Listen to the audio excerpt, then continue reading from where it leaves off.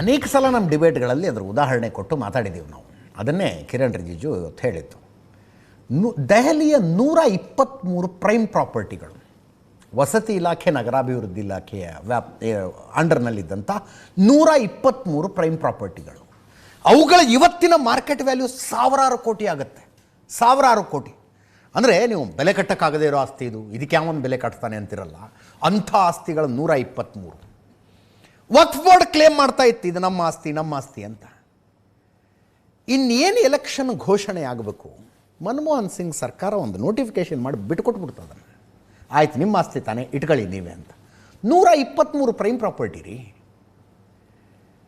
ಯಾವುದೋ ಒಂದು ಸರ್ಕಾರದ ಆಸ್ತಿಯನ್ನು ಕ್ಲೇಮ್ ಮಾಡೋಕ್ಕೆ ಹೋಗಿ ನೋಡೋಣ ನೀವು, ಸುಮ್ಮನೆ ಬಿಟ್ಬಿಡುತ್ತಾ ಸರ್ಕಾರ, ಬಿಟ್ಕೊಟ್ಟು ಬಿಡುತ್ತಾ ನೋಡೋಣ ಅಂತ. ಬೆಂಗಳೂರಿನ ತುಂಬ ಇವ್ಯಾಕ್ಯುಯೇಷನ್ ಡ್ರೈವ್ ನಡೀತಿಲ್ವಾ ಈಗ? ಸರ್ಕಾರಿ ಆಸ್ತಿಗಳನ್ನು ಯಾರ್ಯಾರು ಒತ್ತುವರಿ ಮಾಡ್ಕೊಂಡಿದ್ದಾರೆ, ಬುಲ್ಡೋಸರ್ ತಗೊಂಡೋಗಿ ಕ್ಲೀನ್ ಮಾಡಿಸ್ತಾ ಇಲ್ವಾ?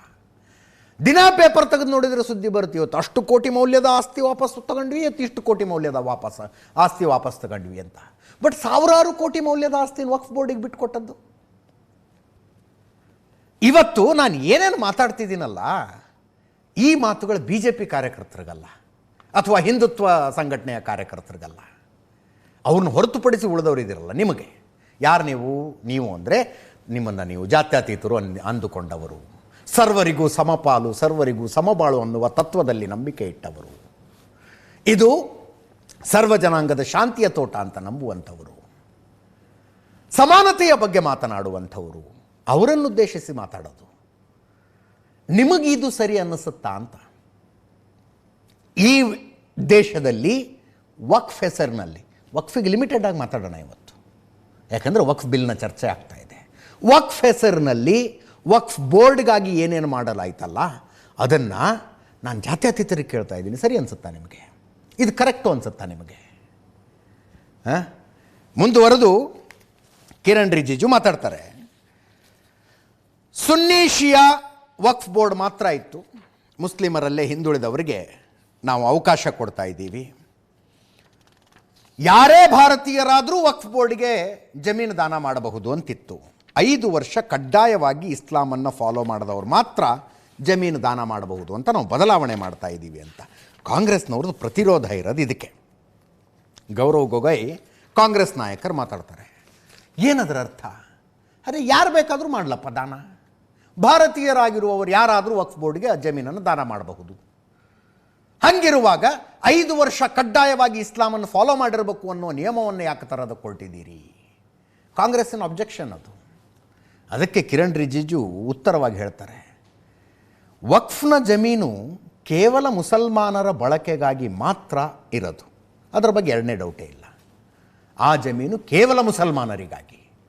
ದಾನ ಯಾರು ಕೊಡಬಹುದು, ಅವರು ಮುಸಲ್ಮಾನರಾಗಿರಲೇಬೇಕಿಲ್ಲ ಅಂದರೆ ಹೆಂಗೆ ಅಂತ ಕೇಳಿಸ್ಕೊಳ್ಳಿ ಅದನ್ನ. कुछ एनोमलीज है इस बिल में, तो इसको बदलना जरूरी था। मैंने एक पहले भी इसका जिक्र किया था कि आपने कहा कोई भी हिंदुस्तानी, कोई भी भारतीय वक्फ क्रिएट कर सकता है। वो 95 में ऐसा नहीं था, आपने 13 में बदलाव किया, उसको हमने फिर से 1995 का प्रावधान को फिर से रिवाइव करते हुए ये हमने जोड़ा है कि वक्फ वही क्रिएट कर सकता है जो मिनिमम 5 साल इस्लाम को प्रैक्टिस करता है। बहुत साफ साफ शब्दों में प्रावधान रखा है। सर, जो वक्फ बोर्ड बने हैं हम उसको बहुत ही सेकुलर इंक्लूसिव बनाना चाहते हैं।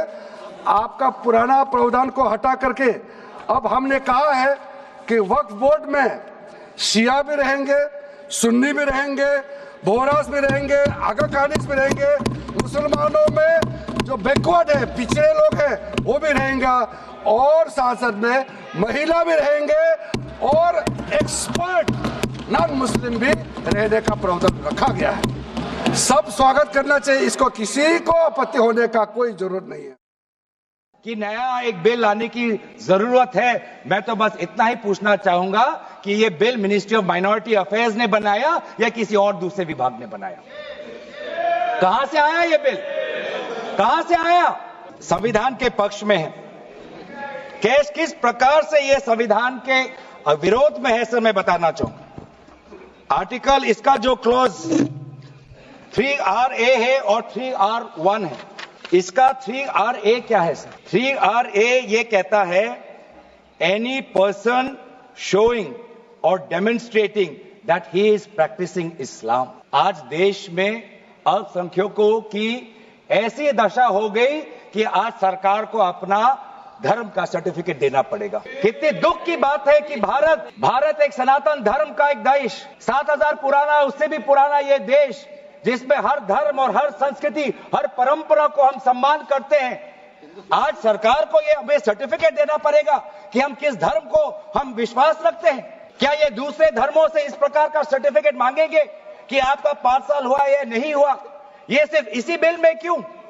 ये संविधान के विरोध में नहीं है कि नया एक